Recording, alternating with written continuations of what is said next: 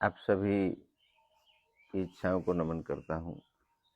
जब आपकी इच्छा की यात्रा कोई चल रही होती है, वो जब पूर्ण हो जाती है तो फिर नई इच्छा का उदय होता है। एक इच्छा पूर्ण होती है तो दूसरी इच्छा तैयार हो जाती है। तब इच्छाओं का अंत नहीं, इच्छाओं की शुरुआत। हमेशा इच्छाओं की शुरुआत होती है, अंत कभी होता ही नहीं है। क्योंकि पूर्णता के बाद फिर एक अपूर्ण इच्छा आपके दिमाग में आ जाती है। तो ये जो नया अध्याय शुरू हो रहा है, इसमें नवचेतन इच्छा की नई चेतना, अगली यात्रा की शुरुआत, इस अध्याय का नाम है। एक नया आरंभ होता है।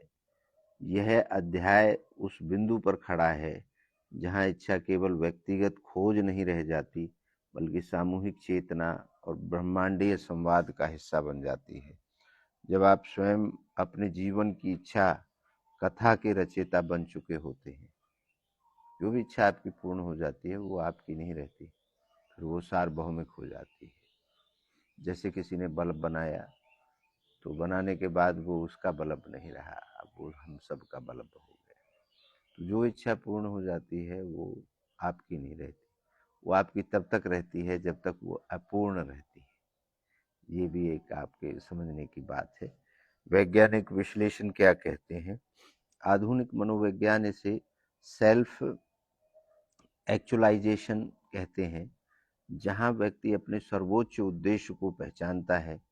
यह अवस्था तब आती है जब मानव मूलभूत जरूरतों को पार कर आत्मज्ञान, करुणा और सार्वभौमिक सेवा को अपनाता है। ये वैज्ञानिक दृष्टिकोण है। आध्यात्मिक दृष्टिकोण क्या है? उपनिषदों में यह अवस्था पूर्णता की स्थिति है। पूर्णमद, अब इच्छा स्वयं ब्रह्म स्वरूप हो जाती है। यह वह चेतना है जो न मांगती है, न त्यागती है, बस देती है। ये आध्यात्मिक दृष्टिकोण है। हमारा दृष्टिकोण क्या है? स्वामी राजेंद्र देव जी महाराज जी कहते हैं, जब तुम्हारी इच्छा केवल तुम्हारी नहीं रह जाती, तब समझो कि तुम्हारा जीवन सफल हुआ।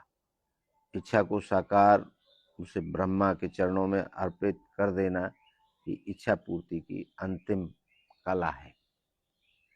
वही जब कोई काम आप कर देते हैं तो वो आपका रह ही नहीं जाता, वो दूसरों के काम आता है। पौराणिक उदाहरण है, हनुमान जी की इच्छा राम काज की थी, वही उनका जीवन था, वही उनका ब्रह्मा था। उन्होंने अपने अहंकार को राम के चरणों में विलीन कर दिया, तभी वह चिरंजीवी बन गए। ये हनुमान जी की बात है। तो एक कहानी है, एक वृद्ध शिक्षक ने जीवन भर बच्चों को पढ़ाया। सेवानिवृत्ति के बाद भी वह एक पेड़ के नीचे शिक्षा देता रहा।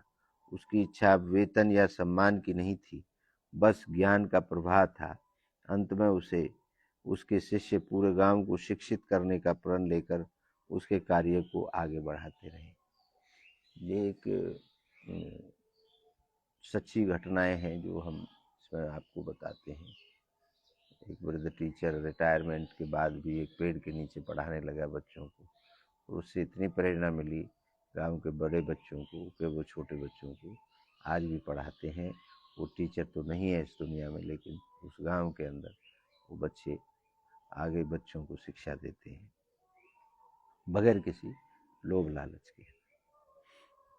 अभ्यास, प्रतिदिन स्वयं से पूछे, मेरी इच्छा अब किस रूप में ब्रह्मांड के लिए उपयोगी हो सकती है। दूसरा, अपने जीवन की सबसे बड़ी इच्छा को एक सेवा प्रकल्प में बदलें। तीसरा, मैं हूँ ब्रह्मा का माध्यम, यह भावना हर कार्य में बनाएं। ये तीनों अभ्यास कर सकते हैं आप। कुछ प्रश्न है आपके लिए। क्या मेरी इच्छा अब केवल मेरी नहीं रही? नंबर 2, क्या मैं सेवा को अपनी इच्छा बना सकता हूँ? नंबर 3, क्या मैं अपने जीवन को एक मिशन में बदल सकता हूँ? उदाहरण, अंत में इच्छा केवल एक दीपक होती है जो दूसरों के लिए जलता है, और स्वयं प्रकाश बन जाता है। स्वामी राजेंद्र देव जी महाराज, यानी हमारा ये कथन है, अंत में इच्छा केवल एक दीपक होती है, वह दूसरों के लिए जलता है दीपक और स्वयं प्रकाश बन जाता है। इस अध्याय का निष्कर्ष क्या निकलता है?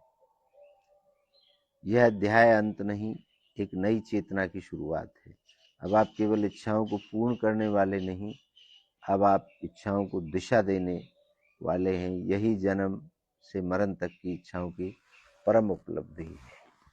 ये इस अध्याय का अंत होता है और ये कोई अंत नहीं है, ये एक प्रारंभ है।